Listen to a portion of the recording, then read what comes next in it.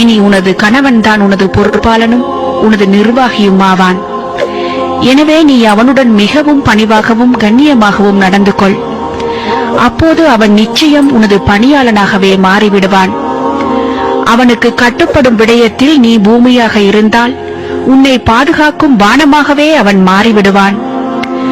அவனுக்காக 10 பண்புகளை உன்னில் ஏற்படுத்திக் கொள். அவை உனது வாழ்வின் விலை மதிக்க முடியாத பொக்கிஷங்களாக இருக்கும். எப்போதும் அவனுக்கு கட்டுப்பட்டு பணிவுடன் நடந்து கொள். அவனது பேச்சுக்கு எப்போதும் நல்ல முறையில் செவி தாழ்த்தி மிக நல்ல முறையில் கட்டுப்படு. அவனது கண் உனது உடம்பில் எதையெல்லாம் பார்க்குமோ அதையெல்லாம் மிகவும் சுத்தமாகவே வைத்துக்கொள்.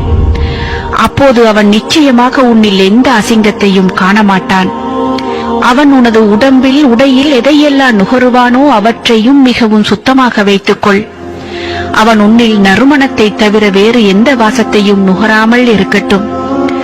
அவனுடைய சாப்பாட்டு நேரத்தில் மிகவும் கரிசனையோடு இரு. ஏனெனில் பசியின் தாக்கம் பயங்கர கோபத்தை உண்டு பண்ணக்கூடியது. அவனுடைய தூக்கம் உன்னால் கலையாமல் இருக்கட்டும். ஏனென்றால் தூக்கத்துக்கு ஏற்படும் இடைஞ்சல்கள் எரிச்சலாகத்தான் வெளிப்படும். அவனது சொத்துக்கள் விடயத்தில் சிக்கனமாகவும் அமானிதமாகவும் நடந்து கொள். அவனது குழந்தைகளையும் அவனிடத்தில் வேலை பார்ப்பவர்களையும் சிறந்த முறையில் திட்டமிட்டு நிர்வகிக்க பழகிக்கொள். அவனது வேண்டுதல்கள் எதனையும் மறுக்காதே. அவனது கட்டளைகள் எதற்கும் மாறு செய்யாதே. நீ அப்படி செய்தால் அது உன் பற்றிய அதிருப்தியை அவனது உள்ளத்தில் ஏற்படுத்திவிடும். அவனது ரகசியங்கள் எதனையும் பகிரங்கப்படுத்திவிடாதே. நீ அவ்வாறு செய்தால் நிச்சயம் அவனது பழிவாங்கலிலிருந்து நீ தப்ப மாட்டாய். அவன் மகிழ்ச்சியோடு இருக்கும் போது நீ கவலையை வெளிக்காட்டாதே. அவன் கவலையோடு இருக்கும் போது நீ மகிழ்ச்சியை வெளிக்காட்டாதே. ஏனெனில் நீ அவ்வாறு நடந்து கொண்டால் நீ வளர்க்கப்பட்ட விதம் குறித்து உன் கணவன் சந்தேகிக்கப்படுவான். எனதருமை மகளே, இதற்கும் மேலதிகமாக இன்னும் ஒன்றையும் ஞாபகத்தில் இருத்திக்கொள். நீ அவனை எந்த அளவு மகிழ்ச்சியாக வைத்திருக்கின்றாயோ அந்த அளவுக்கு அவன் உன்னை கண்ணியமாக வைத்திருப்பான். நன்றாக நினைவில் கொள்.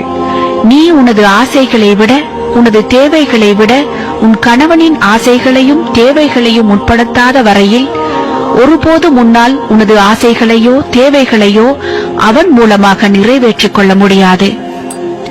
அன்பின் பெற்றோர்களே, உங்களது மகளின் திருமணத்தின் போது நீங்கள் என்ன வகையான விடயங்களை அவளுக்கு சொல்லிக் கொடுக்கின்றீர்கள் என்பதை சற்று சிந்தித்து பாருங்கள்.